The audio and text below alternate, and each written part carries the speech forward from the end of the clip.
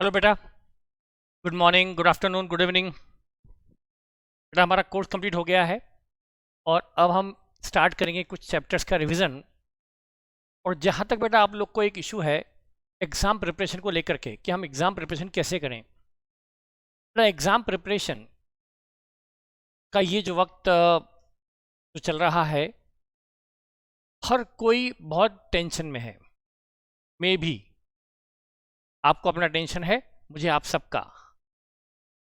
लेकिन बेटा ये जो सिचुएशन है टेंशन की, लोड की, ये कोई एक्सेप्शनल सिचुएशन नहीं कि सर लोड आ रहा है, टेंशन हो रहा है। बेटा इस वक्त टेंशन नहीं आएगा तो फिर कब आएगा? हाँ, यदि हमको ये टेंशन 6 महीने पहले आ गया होता, 5 महीने पहले, 4 महीने पहले, पहले दिन से आ गया होता तो इतना टेंशन नहीं आता। पर ठीक है, आता है, नॉर्मल है, सबको होता है, आपके साथ भी हो रहा है। ना लोड होना एक एबनॉर्मल है। इस वक्त टेंशन ना आना वो थोड़ा अलग लगता है। हाँ, यदि किसी को टेंशन नहीं है तो बहुत अच्छी बात है। बेटा एक चीज़ है, लोड लाना कोई गलत बात नहीं है, लेकिन लोड की वजह से हमारी पढ़ाई पे इफेक्ट आए ऐसा नहीं होना चाहिए। तो पढ़ते रहो, पढ़ते रहो, पढ़ते रहो, चाहे लोड आता रहे, चाहे टेंशन हो, कुछ भी होता रहे। हाँ, यदि आप लोड को हटाकर पढ़ेंगे तो और फायदा होगा। कुछ फायदा नहीं होने वाला लोड लेने से। बेटा आप पहले व्यक्ति नहीं हो जो बहुत ग्रुप दे रहा है। आप पहले व्यक्ति नहीं हो जो एक ग्रुप दे रहा है। आप पहले व्यक्ति नहीं हो जिसको एग्जाम के 15 दिन पहले ये लोड आ रहा है। तो बेटा आपके जो इस सीए के पूर्वज, मतलब जो आपके सीनियर स्टूडेंट जो एग्ज़ाम देते हैं, वो भी इस चीज़ से गुजरे हैं, वो भी पास हुए हैं, अच्छे नंबर आए हैं, रैंक आई है, बहुत ग्रुप निकले हैं, पास हुए हैं, अच्छे नंबर आए हैं, सब हुआ है। तो आप क्यों नहीं बेटा? सबके साथ होता है। यदि कोई आज हमें भी कोई कह दे कि कल सर आपका अकाउंट का पेपर है, तो मुझे भी टेंशन तो आएगा ना कि कल क्या होगा क्या होगा। तो बेटा आप कितना भी पढ़ लो, ऐसा कुछ नहीं कि कम पढ़ने से लोड, मतलब आपने कम पढ़ा इसलिए लोड ज़्यादा आ रहा है। बेटा आप कितना भी पढ़ लो, कितने भी रिवीजन कर लो, आपको एग्जाम के पहले तो लोड आना है, कोई बात नहीं, नॉर्मल है। लेकिन कोशिश करो लोड को कम करने की। लोड लेने से कुछ फ़ायदा नहीं होगा, बल्कि नुकसान ही होगा।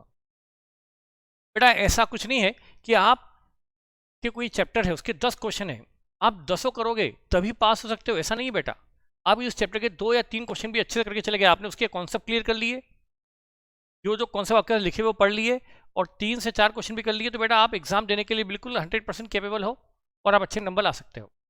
सारे क्वेश्चन करके ही आप अच्छे नंबर ला पाओगे ऐसा बिल्कुल भी जरूरी नहीं है।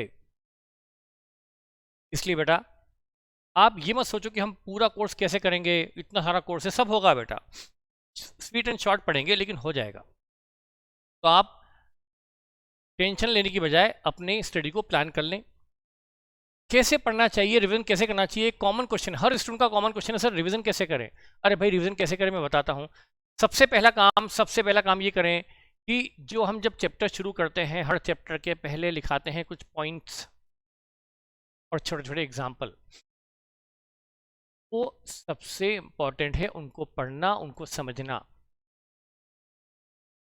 गलती क्या करते हैं, वो बेसिक पढ़ते नहीं है, सर टाइम नहीं है, सीधे क्वेश्चन स्टार्ट कर रहे हैं, सर टाइम नहीं, बेसिक पढ़ने के पहले क्वेश्चन स्टार्ट कर दिया, फिर अटक रहे हैं, फिर मुझसे पूछ रहे हैं। मैं बोलता भाई बेसिक पढ़ तो ले, बेसिक पढ़ के करो तो उतना टाइम बच जाएगा, अटकोगे नहीं।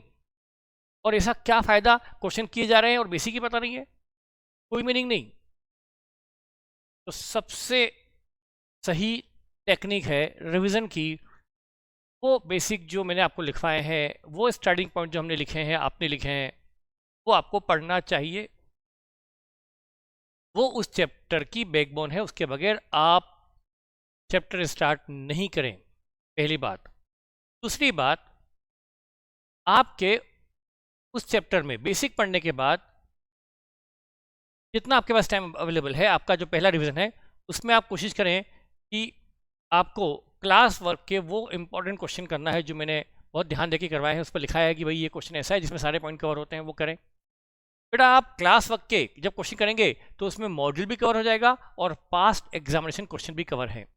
ऐसा नहीं है कि मॉड्यूल किया सर अभी तो सॉरी नोट्स किए सर अभी तो मॉड्यूल बचा है, सर अभी तो पास्ट एग्जामिनेशन क्वेश्चन बचे। ऐसा नहीं बेटा, काफ़ी कुछ मॉड्यूल और काफ़ी कुछ past examination question already notes में कवर्ड हैं, तो आप उसकी चिंता ना करें। बेटा पहले आप क्लास वर्क के क्वेश्चन को 10 क्वेश्चन उसमें से आप सिलेक्ट कर ले कि मुझे इसमें 3-4 कौन से करने हैं। बेटा एक चीज़ है, हाँ, जो बहुत ज़रूरी है, नोट्स के क्वेश्चन के साथ साथ मॉड्यूल और पास्ट एग्जामिनेशन क्वेश्चन। और जब मॉडल करेंगे तो आपको, जब मॉडल करने बैठेंगे, यदि मॉडल में 5 क्वेश्चन है ना बेटा, तो आप देखना 3 तो आपको वो मिलेंगे जो आपने क्लासवर्क में निपटा रखे हैं, शायद 4 भी, और जो एक आध बचा होगा उसको देख लो, क्योंकि वो शायद इजी वाला क्वेश्चन होगा। अच्छा क्वेश्चन होता तो मैं पहले करवा देता, वो इस लायक नहीं होगा जो मैं क्लास में कराऊँ, इसलिए मैंने छोड़ दिया होगा, उसको देख भर लो। क्योंकि इंस्टीट्यूट के लिए, पेपर सेटर के लिए मॉड्यूल और पास एग्जामिनेशन क्वेश्चन बहुत फेवरेट होते हैं उनके। शायद इंस्टीट्यूट चाहता है कि स्टूडेंट उनके मॉड्यूल को पढ़े और पास्ट एग्जामिनेशन क्वेश्चन को देखे, इसलिए वो पेपर कई बार मॉड्यूल से निकालते हैं, ऐसा लगता है। तो मॉड्यूल तो भगवान है, आईसीआई की मॉड्यूल तो आपको पढ़ना करना ही है, उसका एक भी क्वेश्चन छूटना नहीं चाहिए। तो सबसे पहले आपकी ग्रिप किस पे हो, मॉड्यूल के सारे क्वेश्चन की, वो आपका पहला टारगेट हो, आप उसको पहले टारगेट बना लो, मॉड्यूल के सारे क्वेश्चन। उसके बाद आप कर लो क्लास वर्क, और क्लास वर्क में भी आप जब देखोगे जो जो आपने मॉड्यूल में कर लिया उनको छोड़ के बाकी देख लो आप, बस 2 चीज़ बहुत है। फ्री टाइम बचे तो पास्ट एग्जामिनेशन क्वेश्चन जो हम आपको अलग से दे देंगे, टाइम हो तो करें, बेटा नहीं हो तो उसके इंपॉर्टेंट पॉइंट देख ले, बाकी कुछ उसमें आपको ऐसा नहीं मिलेगा जो हमने किया हुआ नहीं है। तो सबसे पहले मॉड्यूल, फिर अपने class work, then past examination question यदि टाइम है तो, और वो हम आपको दे देंगे। हाँ, एग्जाम के पहले आपको मिलेगी आरटीपी, जिसमें इंस्टीट्यूट की तरफ से कुछ क्वेश्चन प्रैक्टिस के लिए होते हैं, वो कर लेना चाहिए। उसमें भी आपको आधे क्वेश्चन तो वो मिलेंगे जो पहले हमने किए हुए हैं, नहीं मिलते तो भी क्या हो बेटा, आप तो उन क्वेश्चन को आरटीपी को एक बार सॉल्व जरूर कर लेना।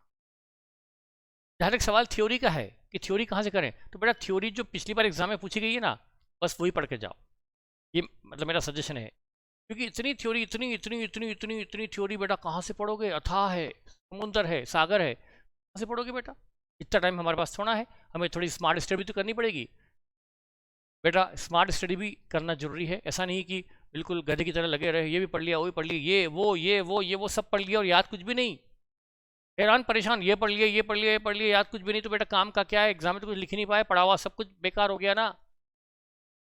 ये स्मार्ट स्टडी के लिए हम क्या करें, थ्योरिटिकल में वो क्वेश्चन पढ़ के चले जाएं जो पिछली बार एग्जामिनेशन में आए हुए हैं, वो थ्योरी पढ़ के चले जाएं बेटा। अब तो आपने बेसिक पढ़ लेना है, पहले बेसिक थ्योरी पढ़ लेना है, बेसिक पॉइंट पढ़ लेना है, फिर आपको मॉडल के क्वेश्चन कर लेना है, फिर क्लास वर्क के क्वेश्चन कर लेना है, फिर पास्ट एग्जामिनेशन क्वेश्चन और आरटीपी। इसमें काफ़ी कुछ तो क्वेश्चन आपके मिलते जुलते होंगे, ऐसा नहीं होगा कि ये भी पढ़ना है, ये भी पढ़ना है, ऐसा कुछ भी नहीं है बेटा। जो करेंगे तो फटाफट फटाफट फटाफट हो जाएगा। अब आप टारगेट बना लो, आप हर व्यक्ति का, हर स्टूडेंट का अपना तरीका होता है बेटा। हमारा टाइम टेबल आपके किसी काम का नहीं। यदि मैं और हम सारे टीचर मिलकर आपको टाइम टेबल दे दें कि आपको ऐसे पढ़ना चाहिए, वो सबके लिए एप्लीकेबल नहीं होता, हर पर्सन की नीड अलग अलग होती है। तो किसी को एक साथ 3-4 सब्जेक्ट चलाने होते हैं, किसी को एट ए टाइम एक ही सब्जेक्ट चलाना होता है। तो बेटा इसलिए हम कोई आपको टाइम टेबल हम देने वाले नहीं, लेकिन आप अपना एक टारगेट जरूर बनाएं, अपना प्लान जरूर बनाएं और उसको कंप्लीट भी करें। अपने सोने के घंटे कुछ यदि कम कर सकते हैं तो ठीक है बेटा। नींद जरूरी है, नींद जरूरी है कितनी बेटा, रात में अधिक से अधिक 6 घंटे और दिन में 1 घंटा।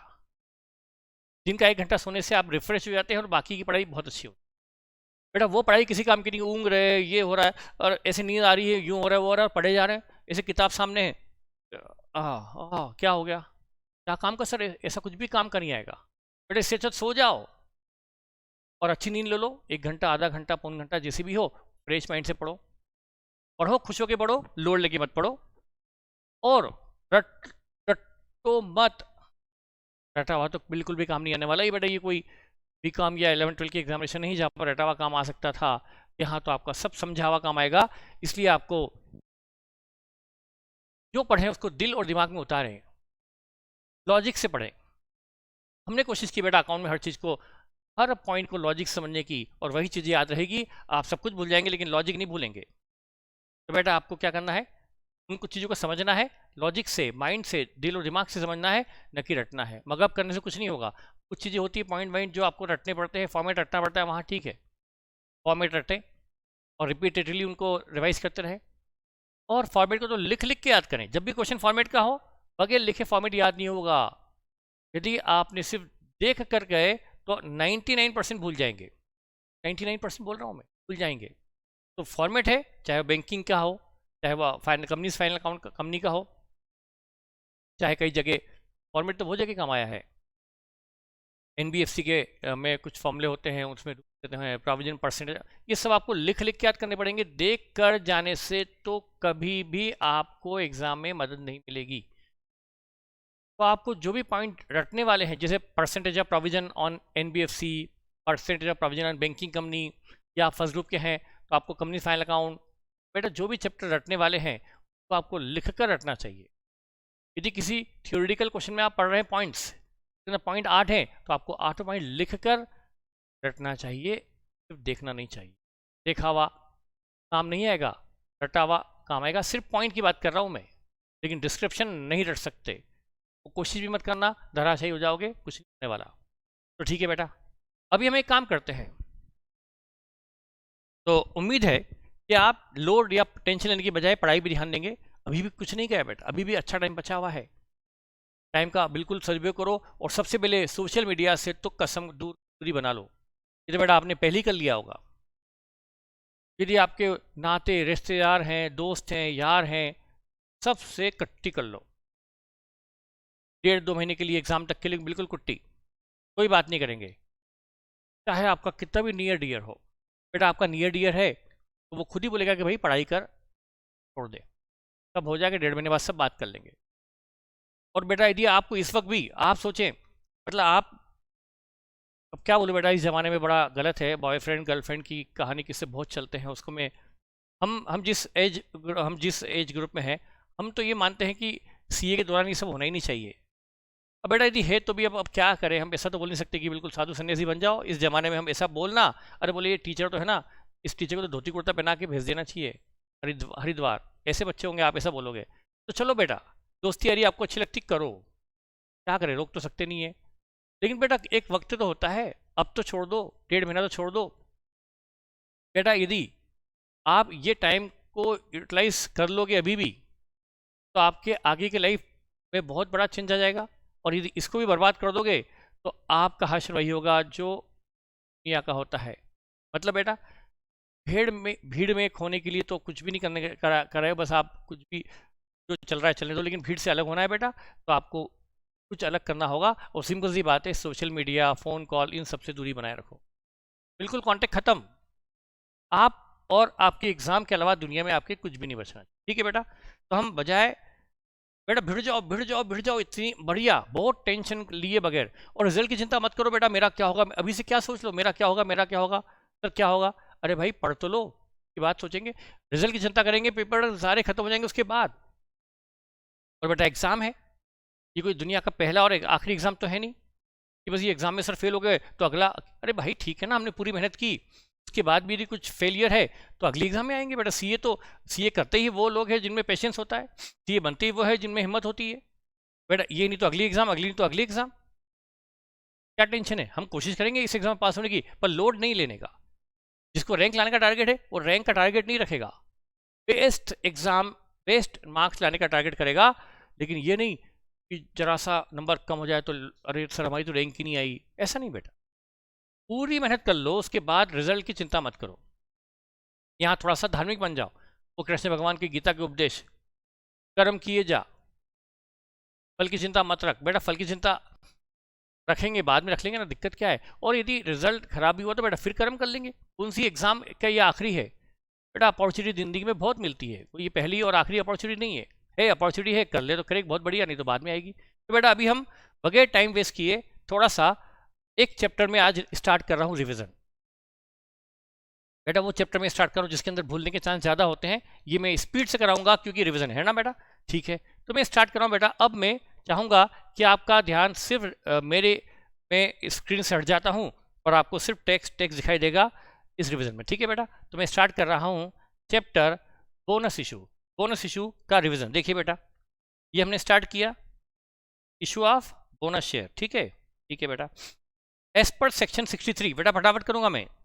देखिए सबसे पहली बात, बोनस इशू का मतलब क्या होता है बेटा। यदि कंपनी, बोनस इशू का होता क्या मतलब पहले बताओ। ये है कंपनी की बैलेंस शीट, ये कंपनी की बैलेंस शीट में यहाँ इक्विटी शेयर कैपिटल है और यहाँ कंपनी का रिजर्व एंड सरप्लस है। और मैं यदि और स्पेसिफिक करूँ तो कंपनी में है जनरल रिजर्व या कंपनी में है P&L। या कंपनी में जो भी है। बेटा ये कैपिटल अभी 10 लाख का है और ये रिजर्व सरप्लस मान लीजिए 6,80,000 है। ठीक, कंपनी के पास 6 AD के प्रॉफिट्स हैं। कंपनी चाहती है कि इस प्रॉफिट को हमेशा हमेशा के लिए कंपनी में रोक लिया जाए। ये प्रॉफिट डिविडेंड को अभी तक तो ये प्रॉफिट अनडिस्ट्रीब्यूटेड है, तभी तो यहाँ रखे हुए हैं, लेकिन कंपनी चाहती है कि ये प्रॉफिट से को हमेशा हमेशा के लिए कंपनी में रोक लिया जाए। अब इससे न डिविडेंड आज अभी तक तो बटा नहीं है, आगे भी इससे डिविडेंड न बटे, इसको कंपनी में परमानेंटली ब्लॉक कर ले। तो कंपनी क्या करे, इसी प्रॉफिट से अपने एग्जिस्टिंग शेयर होल्डर को free of cost shares issue कर दे, तो उसको कहा जाता है बोनस इशू। तो कंपनी क्या करेगी, कंपनी क्या करेगी, यहाँ से मान लो 5 लाख का बोनस दिया, 5,000 शेयर बोनस में दिए, मतलब यहाँ पर 10,000 शेयर हैं पुराने, उनको 5,000 शेयर बोनस में दिए, मतलब हर शेयर होल्डर को 2 के बदले 1 शेयर बोनस में दिया। तो यहाँ पर 5 लाख रिजर्व सरप्लस डेबिट और शेयर के बिल में 5 लाख क्रेडिट। ये हो गया bonus issue. Issue of equity shares out of reserve and surplus to existing share holder without any consideration, ये होता है बोनस इशू। ठीक है बेटा, अब यहाँ पर नंबर 1 सबसे पहला क्या है, only fully paid up bonus share can be issued. बेटा यहाँ पर कंपनी जो 5,000 शेयर इशू कर रही है बोनस में, मतलब अपने रिजर्व एंड सरप्लस से, ये एक शेयर मान लो इसकी फेस वैल्यू 100 है।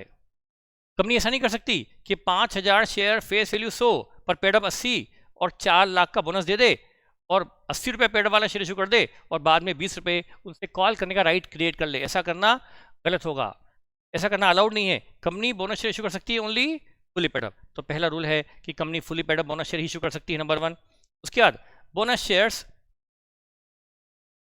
उसके बाद क्या लिखा है, fully paid up bonus share can be issued out of, ये बोनस शेयर कहाँ से इशू सकता है, सबसे पहले CRR कैपिटल रिडम्पशन रिजर्व, उसके बाद सिक्योरिटी प्रीमियम। बेटा इसमें से एक बात ध्यान रखना है, इसमें से बोनस शेयर इशू करने की कुछ शर्तें हैं, वो हम अभी पढ़ेंगे।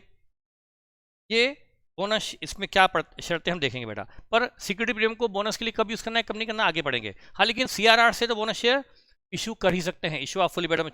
और फिर capital reserve if realising cash, यदि कैपिटल रिजर्व है और नगद में प्राप्त हो चुका है, जैसे बिल्डिंग बिकी, 10 लाख की बिल्डिंग 18 लाख पे बिकी, ये बिक गई, सोल्ड, 8 लाख का हुआ कैपिटल प्रॉफिट, ये प्रॉफिट है रियलाइज क्योंकि बिल्डिंग बिक चुकी है, मतलब 18 लाख जेब में आ चुका है तो 8 लाख भी जेब में आ चुका है, तो ये है रियलाइज प्रॉफिट, इससे बोनस शेयर इशू किए जा सकते हैं। ये प्रॉफिट यदि रियलाइज है तो कैपिटल रिजर्व से भी बोनस शेयर इशू हो सकता है इफ रियलाइजिंग कैश। मतलब यदि रिवोल्यूशन रिजर्व है तो उससे बोनस शेयर कभी इशू नहीं होगा क्योंकि वो रियलाइज नहीं है, रिवोल्यूशन रिजर्व रियलाइज नहीं है, इसलिए बोनस शेयर में काम नहीं आएगा। हाँ, free reserve like general reserve या पीएनएल का क्रेडिट बैलेंस से भी बोनस शेयर इशू हो सकता है। ये तो हमने पढ़ा बोनस शेयर कहाँ से इशू हो सकता है, ये वो रिजर्व सरप्लस के वो आइटम है जहाँ से बोनस शेयर इशू होगा। उसके बाद एज पर सेक्शन 63(2) वो था 63(1) क्या बोला है, no bonus share can be issued if existing shares are partly paid. बेटा जब तक जो पुराने, मान लो कंपनी के 10,000 शेयर्स हैं, वो 100 रुपीज़ हैं फेस वैल्यू, पर वो पेड अप है ₹75, तो और कंपनी इनको देना चाहती है 5,000 के बोनस शेयर 100 वाले, ये कंपनी देना चाहती है बोनस में। तो बेटा इनको चूंकि ये एग्जिस्टिंग शेयर अभी फुली पेड अप नहीं है बल्कि पार्टली पेड अप है, तो इनको बोनस शेयर इशू करना अलाउड नहीं है। तो इसके लिए क्या करना पड़ेगा, इस एग्जिस्टिंग शेयर को पहले क्या करना पड़ेगा, फुली पेड अप। जब तक ये फुली पेड अप नहीं हो उनको हम बोनस शेयर इशू नहीं कर सकते। अब मैं आपको बताऊंगा, ये जो if existing shares are partly paid, यदि वो बेटा मैंने वही बताया कि 10,000 शेयर्स हैं, ये 100 वाले हैं, ये 75 called up and paid up हैं और कंपनी इनको 5,000 शेयर बोनस में देना चाहती है, तो उसके पहले इनको क्या करना पड़ेगा, इसको फुली पेड करना होगा। और फुली पेड करने के 2 तरीके बेटा, या तो क्या करें, उनसे वो 25 रुपीज़ पर शेयर ऑन 10,000 शेयर कॉल किया जाए, कॉल एंड रिसीव, उनसे कॉल किया जाए और कॉल करके रिसीव किया जाए और उनको फुली पेड बनाया जाए। समझ में आया बेटा क्या बोला मैंने, या तो क्या बोला बेटा, जो एग्जिस्टिंग शेयर है यदि 75 पेड है उनसे 25 रुपया क्या कर लो, कॉल कर लो, रिसीव कर लो और उनको कर दो फुली पेड अप। या फिर दूसरा क्या है बेटा, give bonus equal to unpaid value. अच्छा, मतलब हम यदि कंपनी के पास प्रॉफिट जबरदस्त है, अच्छे खासे प्रॉफिट है, कंपनी को कैश की जरूरत भी नहीं है, तो एक तरीका और क्या पॉसिबल है, एक तरीका और पॉसिबल है, give bonus equal to unpaid capital to make share fully paid up. मतलब बेटा 10,000 शेयर्स पर 25 रुपीज़ से क्या किया जाए, 20 यहाँ पर है नंबर ऑफ शेयर 10,000 इंटू 25, यह आया बेटा 2,50,000। 250 का क्या दिया जाए, ये बोनस दिया जाए, मतलब 250 कॉल, इनको 25 रुपये मंगाने की बजाय क्या किया जाए, क्या बोला बेटा मैंने, कंपनी का अच्छे खासे प्रॉफिट है तो कंपनी को और कैश की जरूरत भी नहीं है, क्यों 25 रुपये कैश मंगाएंगे, फालतू कैश पड़ी है वैसे ही कंपनी में, और बिजनेस में किसी कैश का कोई काम नहीं, बिजनेस में लगाने के लिए कैश की आवश्यकता नहीं है, तो फिर 25 रुपये का भी से मंगाने की बजाय और कंपनी के पास प्रॉफिट अच्छे खासे रखे हुए हैं तो क्यों ना क्या किया जाए, ये 25 रुपीज़ भी बोनस देकर बगैर मंगाए 25 रुपीज़ का बोनस देकर इनको फुली पेड कर दिया जाए, 2.5 लाख का बोनस दे दें पहले। तो बेटा पार्टली पेड को बोनस देकर भी, बोनस शेयर नहीं, बोनस देकर भी फुली पेड किया जा सकता है। Is it clear? हाँ सर ये तो है, हमको पता है, याद आ गया बेटा, रिवीजन चल रहा है, ध्यान रखना है, कुछ चैप्टर में समझा नहीं रहा हूँ। अच्छा एक चीज़ ध्यान रखना बेटा, ये सारे अकाउंट जो देखे थे ऊपर, ये सब इनसे fully paid bonus share issue हो सकता है, लेकिन ध्यान रखना जो हम ये बोनस की बात कर रहे हैं, ये वाले बोनस की बात कर रहे हैं, ये वाला बोनस जो है ना, ध्यान रखना बेटा, कौन से वाले बोनस, ये वाला जो बोनस है ना फुली पेड अप करने वाला बोनस, ये बोनस देने के लिए सीआरआर और सिक्योरिटी प्रीमियम का यूज अलाउड नहीं है। हम no bonus can be given out of this two account to make the share full paid up. बेटा ये पार्टली पेड अप को फुली पेड अप बनाने के लिए जो बोनस देते हैं बेटा, वो ये दो अकाउंट से सीआरआर और सिक्योरिटी प्रीमियम से ये वाला बोनस देना अलाउड नहीं। मेरी बात समझे क्या, क्या बोला बेटा मैंने, फुली पेड अप करने के लिए जो 25 रुपीज़ एग्जाम्पल में हमने बोनस लिया है, जो बोनस देकर फुली पेड अप कर रहे हैं, वो बोनस देना कहाँ से अलाउड नहीं है। सीआरआर से आप fully paid up bonus share issue कर सकते हो, सिक्योरिटी प्रीमियम से आप fully paid up bonus share issue कर सकते हो, लेकिन पार्टली पेड अप को फुली पेड अप बनाने वाला जो बोनस है ना हमारे एग्जाम्पल में 25 रुपीज़, ये बोनस देना सीआरआर और सिक्योरिटी प्रीमियम से कतई अलाउड नहीं है। इस बात का ध्यान रखिएगा बेटा, ठीक है बेटा, ये रिविजन चल रहा है, ध्यान रखिएगा, है ना। इधर ये लिखा है, अब बेटा ये प्रोविजन एक जो मैंने कहा था एज पर सेबी, और सेबी किस पर लगती है, लिस्टेड कंपनी पर। तो यदि क्वेश्चन में आपको देख लेना जरूरी है कि जिस कंपनी का क्वेश्चन है उस कंपनी के नाम के आगे लिखा है लिस्टेड है या अनलिस्टेड है, मतलब वो कंपनी लिस्टेड है तो उस पर सेबी एप्लीकेबल है। तो उस केस में क्या होगा, security premium collected in cash can only be used for issue of fully paid up bonus share.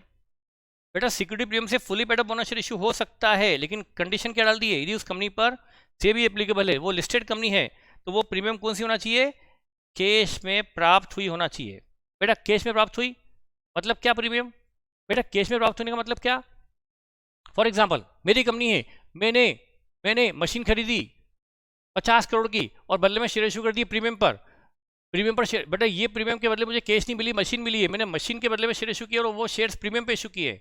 50 lakh crore के पेमेंट के लिए मैंने 40 करोड़ वाले इक्विटी शेयर कर दिए 10 करोड़ की प्रीमियम पर, तो ये प्रीमियम कैश में कलेक्टिव हुई, उसमें तो मुझे मशीन मिली है। या फिर प्रमोटर है, उसने कंपनी बनाने में खर्चे किए, उसको मैंने शेयर अलॉट कर दिए खर्चों के बदले में, तो उसके बदले मुझे कैश नहीं मिली, तो फिर और वो प्रीमियम पे अलॉट किए हैं, तो premium must be realise in cash, premium must be collected in cash. तो ध्यान रखिएगा यदि लिस्टेड कंपनी है तो प्रीमियम सिर्फ तभी यूज कर सकते हैं जब वो कैश में कलेक्ट हुई हो, ये रूल बेटा ध्यान रखिएगा। उसके बाद company can not issue bonus share to its existing share without extending similar benefit to the convertible debenture होता है। एक बेटा ये बात और ध्यान रखेगा, ये सिर्फ किस कंपनी पर एप्लीकेबल है, यदि कंपनी लिस्टेड है, यदि कंपनी पर सेबी एप्लीकेबल है। तो बेटा जैसे कंपनी में, एक कंपनी में क्या है ये बात, ये है कंपनी के 8% डिवेंचर 50 लाख, इसमें से बेटा इसमें से मान लो 30% डिवेंचर कन्वर्टेबल हैं, मतलब 15 लाख के डिवेंचर कन्वर्टेबल है। बेटा बाद में ये कन्वर्ट होने वाले हैं इक्विटी शेयर्स में। तो बेटा जिस कंपनी पर सेबी एप्लीकेबल है, जो कंपनी लिस्टेड है, उसके लिए एक रूल और है।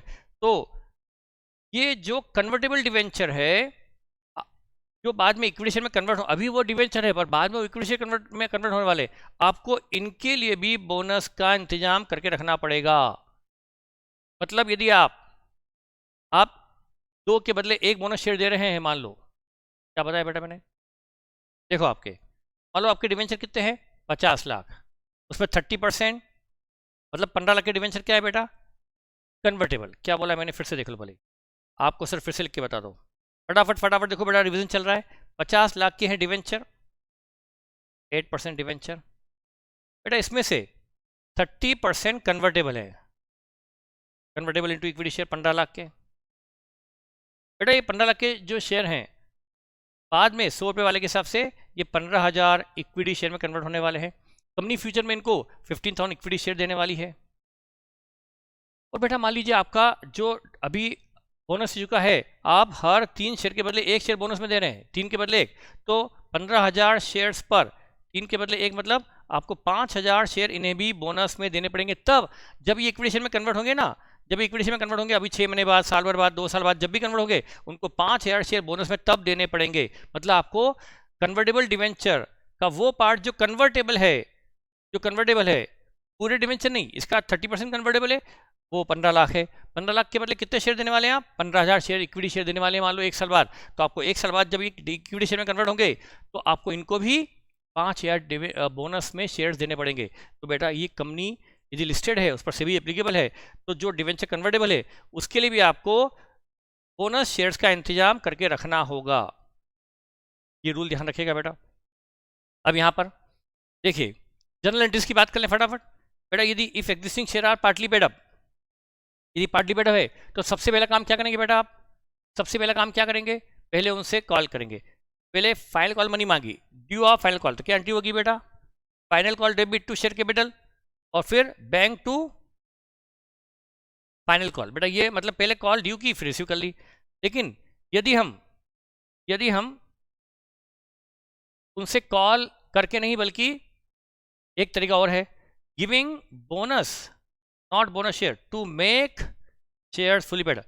बेटा सीआरआर और सिक्योरिटी प्रीमियम से तो हम ये फुली पेड वाला बोनस दे नहीं सकते, तो हम क्या करें बेटा? जनरल रिजर्व हो गया या पीएनएल हो गया, यहां से पार्टली पेड अप को फुली पेड अप बनाने वाला बोनस दे सकते हैं। जैसे मैंने एग्जाम्पल में 25 रुपीज पर शेयर का बोनस, तो एंट्री क्या होगी बेटा?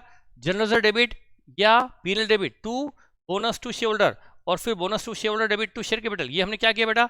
पार्टली पेड अप को, जैसे मैंने क्या कहा था कि हमारे 10,000 शेयर्स हैं, वो 75 पेड अप है, 25 रुपये के हिसाब से उनको 2.5 लाख का बोनस देना है फुली पेड अप करने के लिए। तो क्या करेंगे बेटा? 2.5 लाख का बोनस कहाँ से? जनरल रिजर्व या पीएनएल से 2.5 लाख का जनरल रिजर्व या पीएनएल डेबिट और bonus to share holder credit, और बाद में उनको 2.5 लाख बोनस ड्यू करा और ये बोनस दे दिया इक्विटी शेयर कैपिटल। ये हमने क्या दे दिया? बगैर कैश मंगाए इनको बोनस देकर फुली पेड अप कर दिया। यदि क्वेश्चन में कुछ नहीं कहा गया तो हम मानेंगे कि उनसे कैश मंगाकर फुली पेड अप किया जाएगा। ध्यान रखें क्या कहा मैंने?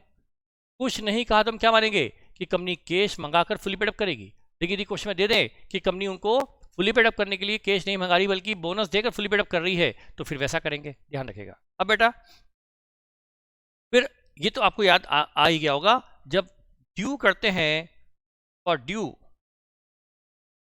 Of bonus share. बेटा जब बोनस शेयर ड्यू करते हैं, जब बोनस में अनाउंस करते हैं, तब एंट्री क्या होती है? सबसे पहले बेटा आपको क्या यूज करना चाहिए? सीआरआर सबसे पहले, क्योंकि सीआरआर क्या होता है बेटा? सबसे ज्यादा रिस्ट्रिक्टेड रिजर्व होता है। इस सीआरआर का first and last use companies act में क्या है? इसका है first and last use issue of fully paid bonus shares. बेटा सीआरआर का फर्स्ट एंड लास्ट यूज है issue of fully paid bonus share. तो इसको मौका मिलते ही झपट के हमें सीआरआर से बोनस देना चाहिए। तो सबसे पहले सीआरआर यूज करना चाहिए। क्वेश्चन कुछ ना कहे तब भी ये कंपनी के फायदे में, ये कंपनीज एक्ट नहीं बोलता, पर ये कंपनी के बेनिफिट में है कि कंपनी सबसे पहले सीआरआर यूज करे। उसके बेटा सिक्योरिटी प्रीमियम भी रिस्ट्रिक्टेड होता है, इसके भी 5 ही यूजेस हैं एज पर कंपनीज एक्ट, तो इसको भी मौका मिलते ही यूज कर लेना चाहिए। बस देख लेना चाहिए यदि कंपनी लिस्टेड है, कंपनी सेबी से गवर्न है, सेबी से, तो ये कैश प्रीमियम तब यूज करें जब ये प्रीमियम आपको नगद में प्राप्त हुई हो, यदि इस पर सेबी एप्लीकेबल है। यदि ये कंपनी लिस्टेड है तो प्रीमियम कभी यूज करेंगे जब ये प्रीमियम कैश में प्राप्त हो चुकी थी, नहीं तो यूज नहीं करेंगे। और तो सबसे पहले सीआरआर, फिर सिक्योरिटी प्रीमियम, फिर जनरल रिजर्व और सबसे लास्ट में यूज करना चाहिए पीएनएल। ये फॉर्मेट ये जो है ये कंपनी से का नहीं बल्कि ये जनरल प्रैक्टिस में हमने इसको फिक्स किया है कि कंपनी के लिए फायदेमंद है। तो बेटा सबसे पहले क्या करा? Reserve surplus debit to bonus to share holder, to reserve surplus debit to bonus to share holder, ये हमने बोनस ड्यू किया। फिर अलॉटमेंट ऑफ बोनस के लिए क्या होगा बेटा? Bonus to equity share holder debit to equity share capital, ये हमने बोनस दे दिया। हटाया फटाफट। अब बेटा यहाँ पर मैंने आपकी मेमोरी के लिए चार्ट बना दिया। Listed company, unlisted company. देखो बेटा प्रीमियम कब यूज कर सकते हैं? प्रीमियम लिस्टेड कंपनी के केस में premium can be used if collected in cash, लेकिन यदि अनलिस्टेड कंपनी है तो प्रीमियम कभी भी can be used whether collected और नॉट इन कैश। हाँ, capital reserve can be used if realised can be used if realised, और CRR general और PNL कैन बी यूज्ड। ठीक है बेटा, ध्यान रखना इन सारी बातों का। ठीक है, ये सब आपको मैं आपको ये एजिरिस भेज दूंगा, ये प्रिंट आपको इसको नोट करने की जरूरत नहीं, मैं आपको भेज दूंगा। ठीक है बेटा, अब order in which reserve can B use for issue of, बेटा हमने ऑर्डर पढ़ ही लिया। सबसे पहले क्या करना चाहिए, CRR, उसके बाद security premium if realise in cash of listed company, फिर कैपिटल रिजर्व यदि वो रियलाइज है, रिवलेशन वाला नहीं, रिवलेशन वाला रिजर्व कद से बोनस शेयर कभी नहीं होगा, फिर जनरल रिजर्व, और लास्ट में कम पड़े तो PNL का क्रेडिट बैलेंस। ठीक है बेटा, उसके बाद अब क्या, उसके बाद order in which reserve can B use for making partly paid share into fully paid shares. Partly paid share को फुली पेड बनाने के लिए जो बोनस दिया जाता है, ऊपर तो बोनस शेयर्स थे, ये तो बोनस शेयर्स थे, ये बोनस है पार्टली पेड को फुली पेड बनाने वाला। उसके लिए बेटा आपको पता है आप दो अकाउंट यूज नहीं कर सकते, CRR और ये प्रीमियम यूज नहीं कर सकते, पता है ना आपको। फिर क्या कर सकते हैं, कैपिटल रिजर्व यूज कर सकते हैं, जनरल रिजर्व कर सकते हैं, और PNL कर सकते हैं। ठीक है बेटा, ये भी हमने पढ़ लिया। फिर आप बोनस इश्यू करते वक्त ध्यान कर रखेंगे, increase in authorise share capital due to issue of bonus share. उसका तरीका जो मॉड्यूल में दिया गया, एग्जिस्टिंग अथोराइज, मान लो आपकी एग्जिस्टिंग अथोराइज है बेटा 5 लाख शेयर से बेटा, ये मैं अभी कर रहा हूँ इन नंबर ऑफ शेयर, 2 मिनट के लिए, इन नंबर ऑफ शेयर्स, है ना बेटा। अब जो आपकी अथोराइज अभी है, एग्जिस्टिंग अथोराइज बेटा आपकी 5 लाख है। क्या है बेटा एग्जिस्टिंग अथोराइज, एग्जिस्टिंग अथोराइज कितनी है, एग्जिस्टिंग अथोराइज 5 लाख। ये बेटा एक तरीका है मॉड्यूल का जो मैं बता रहा हूँ आपको, है ना। हाँ बेटा, ठीक है बेटा 5 लाख है ना ये। अब bonus shares including bonus share to be issued to convertible debenture, बेटा यहाँ पर एक चीज़ ये है कि जो आप बोनस शेयर, मान लो आप अभी बेटा आपका बोनस का जो रेशो है वो है बेटा 5 के बदले 1, तो 5 लाख। अच्छा एक चीज़ और है, एक चीज़ और बेटा, मैं जो बता रहा हूँ आपको, मैं इधर लिख के बता दूँ, ये इसकी बजाय मैं और अच्छे से लिख दूँ इसको। आपकी जो एग्जिस्टिंग अथोराइज्ड है, ये ले लो जैसे 5 लाख शेयर्स, बेटा बस क्या करते हैं वो, एड बोनस, बेटा आपकी इशूड है अभी बेटा नंबर ऑफ शेयर में ले रही है, नंबर्स में है ना, अभी इशूड आपकी बेटा 4 लाख ही है, और आप बोनस देने वाले हैं मान लो 2 के बदले 1, तो जो इशूड है उसका बोनस देने वाले हैं 2 लाख शेयर्स का, ये जोड़ दो आप। जनरली तो बेटा ये आ जाता है कि आपकी नई अथोराइज कितनी होगी, 7 लाख, 5 लाख आपकी पुरानी अथोराइज है, इशूड 4 लाख है, और आपका बोनस 2 लाख का आ रहा है, तो बेटा ये जो उनका तरीका है 5 लाख प्लस बोनस, इससे मॉड्यूल निकालता आया है न्यू अथोराइज शेयर कैपिटल। हाँ यदि कन्वर्टेबल डिवेंचर हैं जिसके बदले आप क्या इशू करने वाले हो, इक्विटी शेयर, बेटा वो भी मान लो वो भी है, तो आपको उसके लिए भी क्या करना चाहिए, मान लो 1 लाख शेयर आप वो भी करने वाले हो, तो बेटा वैसे ये पॉइंट ज़्यादा काम आएगा नहीं आपको, ये मॉड्यूल में दिया हुआ नहीं इस तरह का, बस आप तो इतना ध्यान रख लो, ज़्यादा टफ मत जाओ। Existing authorised plus new issue of bonus shares मिलाकर ये है आपकी न्यू अथोराइज शेयर कैपिटल। उसके लिए आपको पेपर फॉर्मेलिटी करनी पड़ेगी, इसकी कोई एंट्री पास, अथोराइज कैपिटल बढ़ाने की कोई एंट्री पास नहीं होती, बल्कि लीगल फॉर्मेलिटी होती है। ठीक है बेटा, तो ये था हमने समझा रिगार्डिंग बोनस, इसका जो प्रिंट आउट है वो मैं आपको भेज दूंगा, ये सारा जो लिखा हुआ है ठीक करके, तो बेटा वो आप देख लेना। अब हम एक काम करते हैं, हम इस पर कोई छोटे से कुछ एक आध क्वेश्चन कर लेते हैं, ठीक है बेटा, ठीक है हम इस पर क्वेश्चन कर लेते हैं बेटा, ठीक है बोनस इशू पर।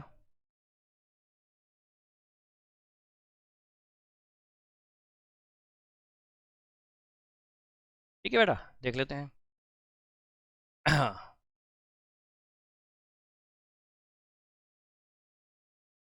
देखिए बेटा,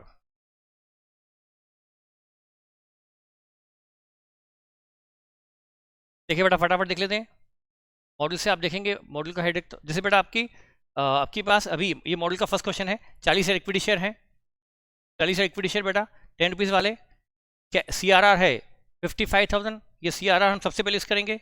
equity premium collected in cash है बेटा, ऊपर कंपनी कौन सी है, ऊपर कंपनी देखो लिस्टेड है, अरे वाह ये कंपनी है लिस्टेड, ओहो ये कंपनी है लिस्टेड, तो लिस्टेड कंपनी में प्रीमियम कब यूज़ कर सकते हैं? जब प्रीमियम कैश में कलेक्ट हुई हो, तो ये प्रीमियम कैश में कलेक्टेड है, मतलब आप इससे बोनस शेयर इशू कर सकते हैं, जनरल रिजर्व भी कर सकते हैं और क्रेडिट बैलेंस भी यूज़ कर सकते हैं। तो पहले यूज़ क्या करेंगे? CRR, फिर यूज़ करेंगे सिक्योरिटी प्रीमियम, फिर कम पड़ेगा तो जनरल रिजर्व, फिर कम पड़ेगा तो P&L सबसे लास्ट में यूज़ करना चाहिए, प्रेफरेबल है। उसके बाद company decided to issue equity share bonus share data 1 for every 4 held. बेटा बहुत इजी क्वेश्चन है, 4 के बदले 1 आउट। और मिनिमम रिडक्शन इन फ्रीजर, तो फ्रीजर को कम से कम यूज़ करो, मतलब जनरल रिजर्व और P&L फ्री होते हैं, और जबकि प्रीमियम और CRR रिस्ट्रिक्टेड होते हैं, तो P&L और जनरल रिजर्व को कम से कम यूज़ करो, मिनिमम यूज़ करो, मतलब पहले क्या को यूज़ करो? रिस्ट्रिक्टेड रिजर्व को पहले यूज़ करो, ठीक है। तो अब हमारा सॉल्यूशन स्टार्ट होता है फटाफट फटाफट। बेटा क्या है? बोनस कितना है? 4 के बदले 1, तो 4 लाख के बदले 1 लाख, ये आ गया बोनस। तो बेटा क्या होगा? हमें बोनस कितना देना है? 40,000 शेयर पर, 4 के बदले 1, तो बेटा 4 के बदले 1 मतलब कितने? 40,000 शेयर पर 10,000, 10,000 शेयर मतलब 1 लाख का बोनस देना है। 1 लाख का बोनस के लिए सबसे पहले क्या यूज़ करेंगे? देखो बेटा 1 लाख का बोनस की एंट्री क्या कर दी? CRR debit 55,000, security premium debit 30,000, लेकिन बोनस देना 1 लाख, कम कितना पड़ रहा है? जनरल रिजर्व में से लिया है 15,000, ये हो गया। Reserve surplus debit to bonus to share holder और bonus to share holder debit to share capital. अब देखो बेटा, और बैलेंस ये आ गया। अब क्वेश्चन नंबर सेकंड देखो, यहाँ पर सेकंड नंबर क्वेश्चन देखो, फटाफट फटाफट फटाफट फट। बेटा अथराइज केवल आपकी कितनी इक्विटी शेयर? 1 लाख। इशूड कितने हैं इक्विटी शेयर? 90,000 इक्विटी शेयर, 10 वाला 8 पेड अप। अच्छा, ये कंपनी में 8 पेड अप है, मतलब इसको बोनस नहीं दे सकते जब तक कि 2 रुपीज़ फुली पेड अप ना हो जाए। अच्छा, जनरल रिजर्व है, रिवोल्यूशन रिजर्व है, ओ रिवोल्यूशन रिजर्व से बोनस नहीं दे सकते, नहीं। सिक्योरिटी प्रीमियम कैश में कलेक्टेड है, ऊपर कंपनी लिस्टेड या अनलिस्टेड कुछ दिया हुआ नहीं है, और प्रीमियम कलेक्टेड इन कैश है, तब तुम यूज़ कर ही सकते हैं चाहे कंपनी लिस्टेड हो या अनलिस्टेड। कैश तो आई चुकी है। P&L दिया हुआ है 2,05,000, डिवेंचर 5 लाख के हैं। आगे, on 1 April 2000 the company has made final call of ₹2 each on 90,000 share. 90 company ने 2 रुपये प्रति शेयर मंगा लिया फुली पेड अप करने के लिए 90,000 शेयर पर। अच्छा, call money was received by 20 April, thereafter company decided to capitalise its reserve by way of bonus share at the rate of 1 share for every 4 held. बेटा पहले 2 रुपये मंगाकर fully paid up कर लिया, फिर उनको 2 के बदले 1 बोनस शेयर दे दिया। कितना? 2 के बदले 4 के बदले 1। Show entry in the books of company prepare to the extend balance sheet. ओहो, इजी है। पहले कॉल किया 2 रुपीज़ से 90,000 शेयर पर 180, final call debit to share capital और बैंक टू फाइनल कॉल, बस। अब हमें बोनस कितना देना है? बेटा हमारे अब यहाँ पर क्या है? नंबर ऑफ शेयर कितने थे? 90,000 शेयर फुली पेड हो गए। अब 90,000 पर 4 के बदले 1, कैलकुलेटर उठाओ, 90,000 डिवाइड बाय 4 मतलब 22,500, 22,500 शेयर्स। बेटा समझ में आ रहा है?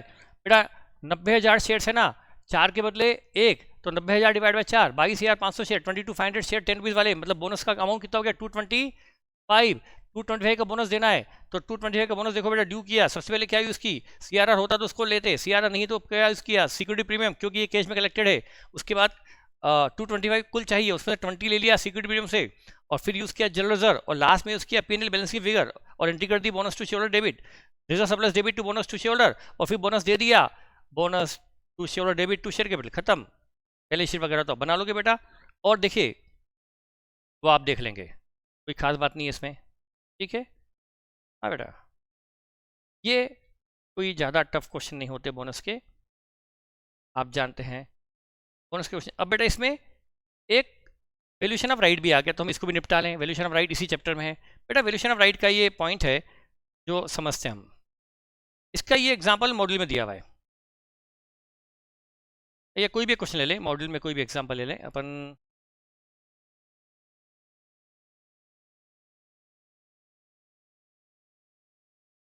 बेटा ये वैल्यूएशन ऑफ राइट है, देखिए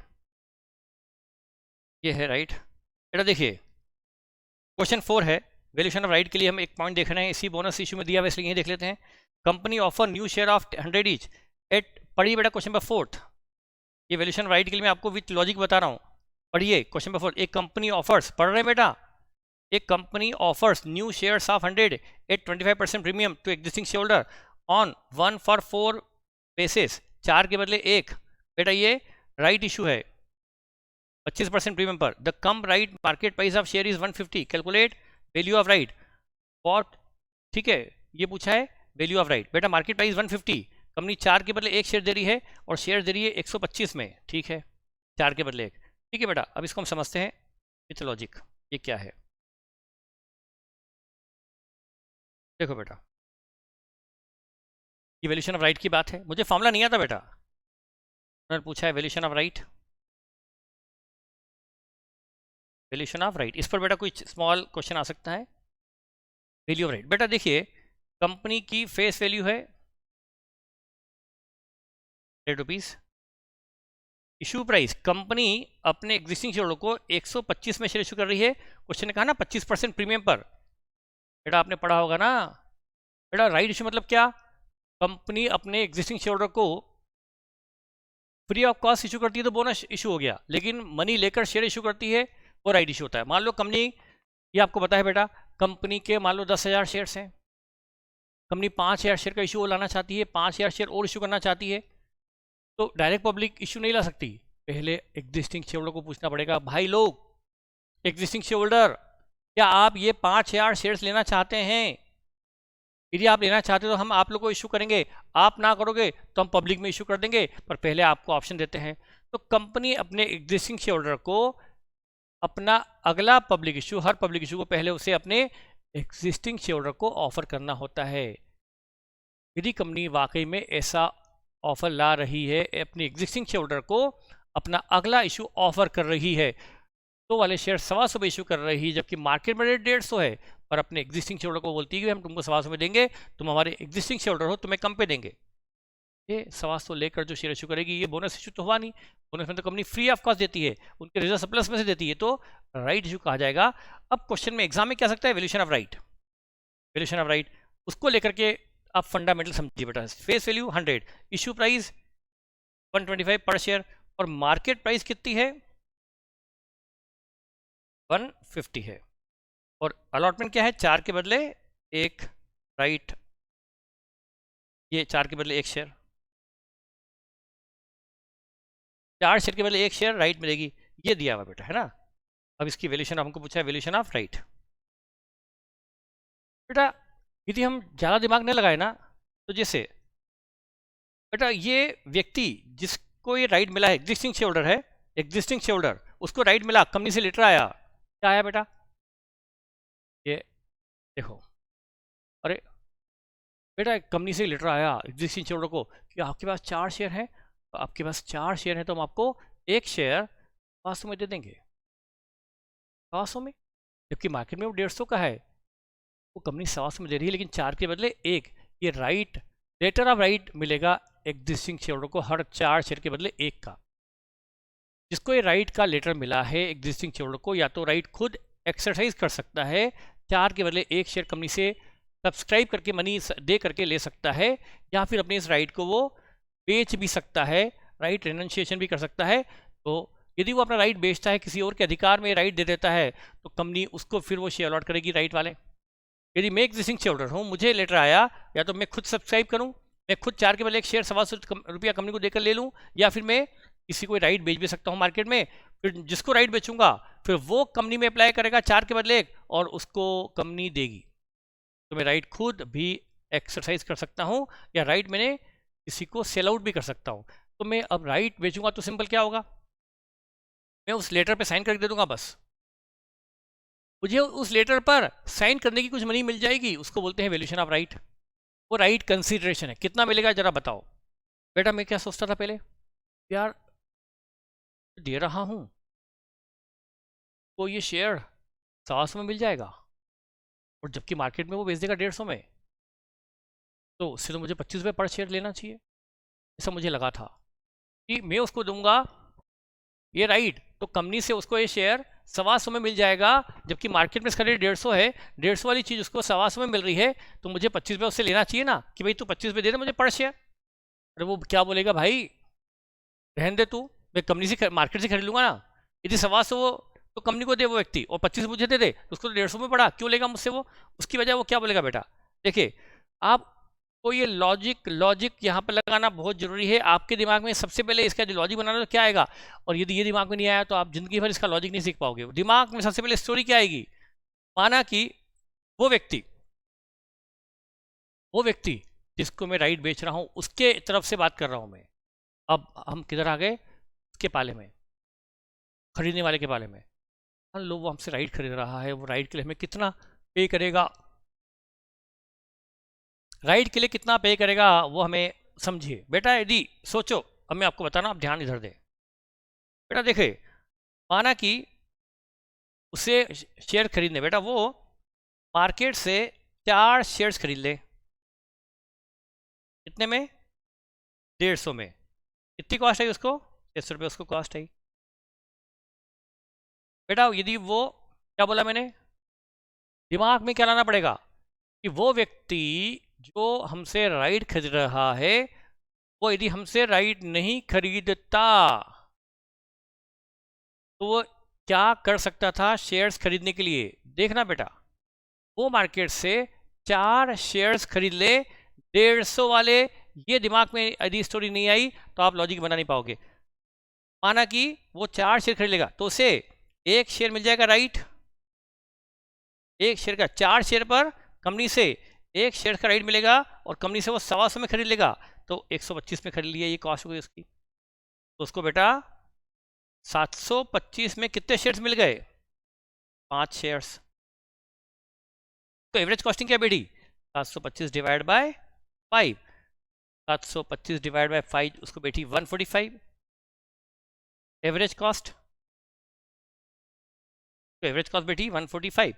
बेटा यदि वो हमसे खरीदता, यदि वो हमसे न खरीदे, क्या बोला मैंने? फिर से देखो बेटा, क्या दिमाग में रखना है, वो हमसे डील नहीं कर रहा, वो हमसे भी तेज चल रहा। वो पहले कैलकुलेशन कर रहा, यदि हम नहीं होते, हम उसे राइट नहीं बेच रहे होते, तो वो मार्केट से क्या करता? 4 शेयर्स खरीद सकता है 150 में, और 4 शेयर्स खरीद लेगा 150 में तो उसे, और ये वैल्यू है इंक्लूडिंग राइट, मतलब जो ये खरीदेगा उसको राइट का राइट मिल जाएगा। तो उसको 1 शेयर का राइट मिल गया, वो 1 शेयर के लिए सब्सक्राइब कर देगा 125, उसको 725 में कितने शेयर मिल गए? 5 शेयर्स। 1 शेयर कितने में पड़ा? 145 में पड़ा। और यदि वो उसको बेटा 145 में तो उसको शेयर पड़ ही रहा है, उसको शेयर 145 पड़ रहा है, और यदि वो अब यदि बेटा क्या करेंगे, तो 145 में तो उसको शेयर पड़ रहा है, तो बताओ वो हमें कितना अधिक से अधिक पे कर सकता है बेटा? 145 जो एवरेज कॉस्ट है, और मार्केट प्राइस क्या है? 150 माइनस 145, वो हमें 5 रुपीज़ पे कर देगा प्रति। समझो ना बेटा, यदि वो मार्केट से खरीद ले तो उसे 1 शेयर में कितने में पड़ेगा? 145 में पड़ेगा। तो वो हमें अधिक से अधिक कितना पे करेगा? 5 रुपीज़ पर शेयर ज़्यादा पे करेगा बेटा? क्या नहीं बेटा, यदि हम उससे 5 रुपये से अधिक नहीं मांग सकते, यदि हमने उससे 6 रुपये मांग लिया तो उसको कॉस्ट क्या बढ़ गई? 145 प्लस 6। समझ में आया बेटा? ये सोचो, ऐसा मत हो। यदि बेटा वो हम उसको राइट ना बेचें तो वो मार्केट से 145 में खरीद लेगा। बेटा यदि आज वो